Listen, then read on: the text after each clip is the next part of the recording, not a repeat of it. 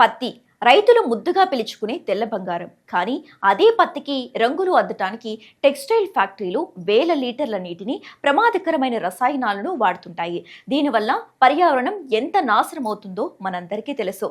దీనికి ఒకటే పరిష్కారం, న్యాచురల్గానే రంగులతో పుట్టే పత్తిని పండించడం. అవును, మీరు విన్నది నిజమే. ప్రకృతి సిద్ధంగా గోధుమ రంగులో పండే బ్రౌన్ కాటన్కు ఇప్పుడు గ్లోబల్ మార్కెట్లో మంచి డిమాండ్ ఏర్పడింది. తెల్ల పత్తితో పోలిస్తే ఈ గోధుమ రంగు పత్తికి మార్కెట్లో రెట్టింపు ధర పలుకుతోంది. పైగా దీని సాగులో చీడపీడల బెడద చాలా తక్కువ, ఖర్చు తక్కువ, ఆదాయం ఎక్కువ. మరి ఈ బ్రౌన్ కాటన్ సాగు విధానం ఏంటి? ఇది మన నేలలో పండుతుందా? రైతులు ఈ సరికొత్త పత్తి వైపు ఎందుకు అడుగులు వేయాలో ఇప్పుడు తెలుసుకుందాం.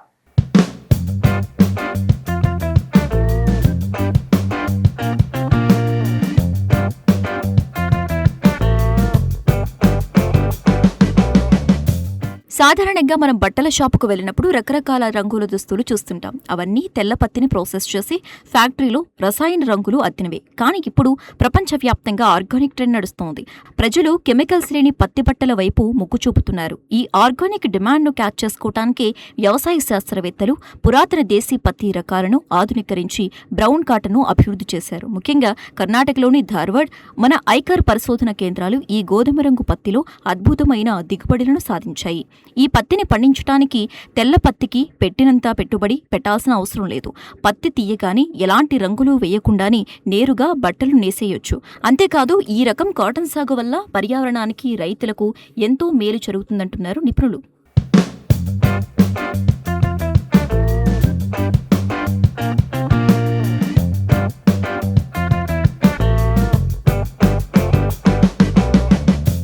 రంగుల పత్తి సాగు అనేది ఈనాటిది కాదు.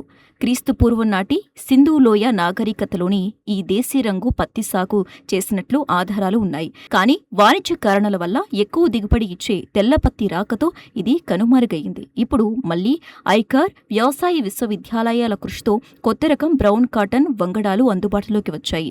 ఇవి లేత గోధుమ రంగు నుంచి ముదురు గోధుమ రంగు వరకు ఉంటాయి. పత్తికాయ పగలగానే తెల్లటి దూది కాకుండా ఇందులో నాచురల్గానే బ్రౌన్ కలర్ దూది బయటకు వస్తుంది. దీనిలో ఉండే టానిన్ అని సహజ మూలకం వల్ల ఈ రంగు వస్తుంది. ఈ పత్తి సాగు కూడా అచ్చం మన సాధారణ పత్తి సాగులాగే ఉంటుంది. వర్షాధారిత ప్రాంతాలు, ఎర్ర నేలలు, నల్లరేగడి నేలలు దీనికి చాలా అనుకూలం.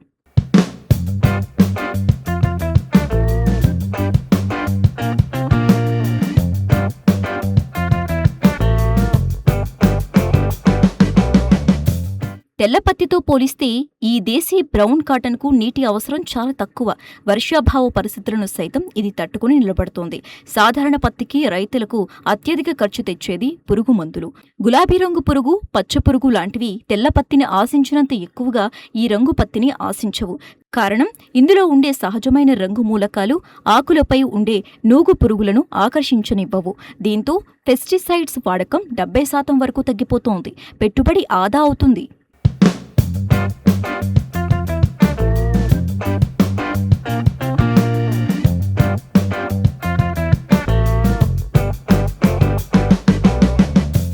ఇక కేజీ తెల్లపత్తి బట్టకు రంగు వేయటానికి దాదాపు 100 లీటర్ల నీరు, ఎన్నో విషపూరిత రసాయనాలు అవసరం. కానీ బ్రౌన్ కాటన్కు రంగు వేయాల్సిన పనే లేదు. నేరుగా స్పిన్నింగ్ చేసి వస్త్రాలు కుట్టేయొచ్చు. కెమికల్స్ లేకపోవటం వల్ల ఈ బ్రౌన్ కాటన్ దుస్తువులు ధరిస్తే చర్మ వ్యాధులు రావు. ఎండాకాలంలో చాలా చల్లగా ఉంటాయి. అందుకే యూరప్, అమెరికా లాంటి పాశ్చాత్య దేశాల్లో, అలాగే మన దేశంలోనూ ప్రీమియం బ్రాండ్స్లో ఈ కాలర్ కాటన్ దుస్తువులకు విపరీతమైన గిరాకీ ఏర్పడింది. దిగుబడి కాస్త తక్కువైనా మార్కెట్లో తెల్లపత్తి కంటే ఈ బ్రౌన్ కాటన్కు కనీసం 30% నుంచి 50% ఎక్కువ ప్రీమియం ధర పలుకుతోంది. రైతులు ఒప్పంద వ్యవసాయం ద్వారా లేదా చేనేత కార్మికులతో నేరుగా ఒప్పందం చేసుకుంటే దళారుల బెడద లేకుండా లక్షలో లాభాలు ఆర్జించవచ్చు.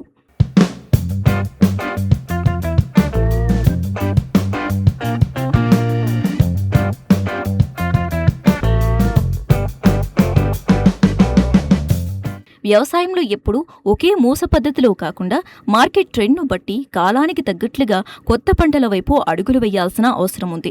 ఈ బ్రౌన్ కాటన్ రాబోయే రోజుల్లో టెక్స్టైల్ ఇండస్ట్రీలో ఒక గేమ్ చేంజర్గా మారబోతోంది.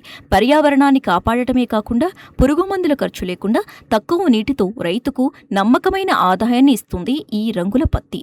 విత్తనాల కోసం మీ దగ్గరలోని కృషి విజ్ఞాన కేంద్రాలను లేదా వ్యవసాయ అధికారులను సంప్రదించండి.